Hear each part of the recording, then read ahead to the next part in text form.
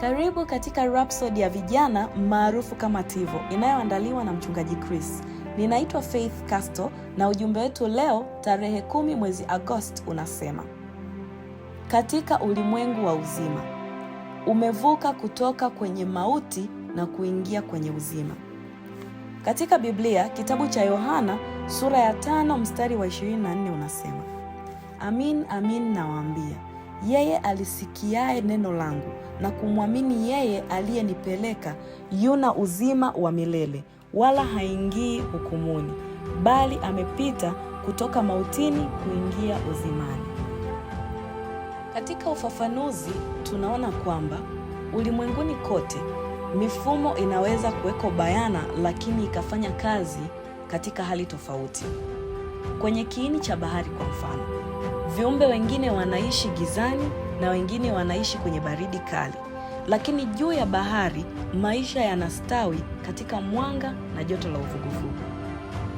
Hali hizo zote zipo ulimwenguni, lakini maisha ya mmoja hayawezi kuishi kwenye hali ya mazingira ya mwingine. Vivyo hivyo, maisha ya binadamu yanaweza kueleweka kwa kuangalia ufanisi wake katika falme mbili tofauti za kiroho. Kuna ulimwengu mbili za kiroho, ulimwengu wa uzima na mauti, na kila mmoja yuko kwenye mojawapo. Kila mtu aliyezaliwa katika ulimwengu huu amezaliwa katika ulimwengu wa mauti, yaani kutenganishwa na Mungu. Na katika ulimwengu huu kuna magonjwa, dhambi, umasikini na kila aina ya uovu. Kisha kuna ulimwengu wa uzima ambao Mungu anauendesha, na katika ulimwengu huu kila kitu kipo vizuri. Biblia inasema katika kitabu cha Wakolosai sura ya 1 mstari wa 13 kwamba Mungu alituokoa katika nguvu za giza, akatuhamisha na kutuingiza katika ufalme wa mwana wa pendo lake. Neno kutuhamisha pia linamaanisha kutuingiza. Ulipozaliwa mara ya pili, ulihamishwa mara moja kutoka kwenye ulimwengu wa mauti kwenda katika ulimwengu wa uzima, na hapo ndipo unapoishi sasa. Ni kama uhamisho wa ulimwengu wa kudumu ambao sheria za zamani za kushindwa hazitumiki tena kwako. Katika mstari wa ufunguzi, Yesu alisema, yeye alisikiaye neno langu na kumwamini yeye aliyenipeleka yuna uzima wa milele, wala haingii hukumuni, bali amepita kutoka mautini kuingia uzimani.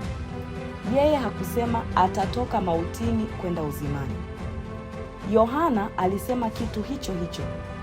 Sisi tunajua ya kuwa tumepita kutoka mautini kuingia uzimani, kwa maana twawapenda ndugu. Hii tunaiona katika kitabu cha kwanza cha Yohana sura ya 3 mstari wa 14. Ikiwa umezaliwa mara ya pili, haukaribii kuhamishwa kwenda katika ulimwengu wa uzima. Umefika hapo tayari. Unaweza kukaa katika darasa hilo hilo kama mtu mwingine yeyote, lakini unafanya kazi katika ulimwengu tofauti. Unapotambua kwamba umepita kutoka ulimwengu wa mauti kwenda kwenye uzima, maisha yanachukua maana mpya. Katika ulimwengu wa uzima hamna magonjwa, mauti, umasikini na maovu yanayofanana nayo. Badala yake kuna ustawi, uzima na amani. Kila kitu unachowekea mikono kinastawi. Wewe ni mshindi kila siku. Tukiingia ndani zaidi katika neno, kitabu cha Warumi sura ya 8 mstari wa 2 unasema, kwa sababu sheria ya roho wa uzima ule ulio katika Kristo Yesu umeniacha huru, mbali na sheria ya dhambi na mauti.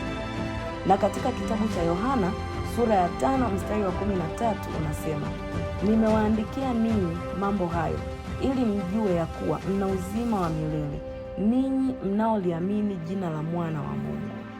Amina. Tuombe. Tamka pamoja nami.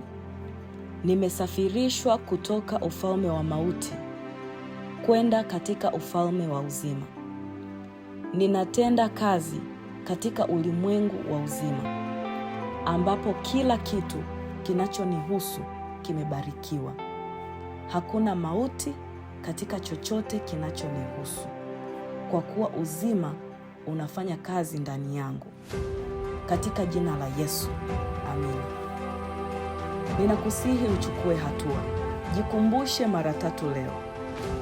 Umevuka kutoka kwenye mauti na kuingia kwenye uzima. Unatenda kazi katika ufalme wa tofauti sasa. Amina. Asante kwa kunisikiliza na Mungu akubariki.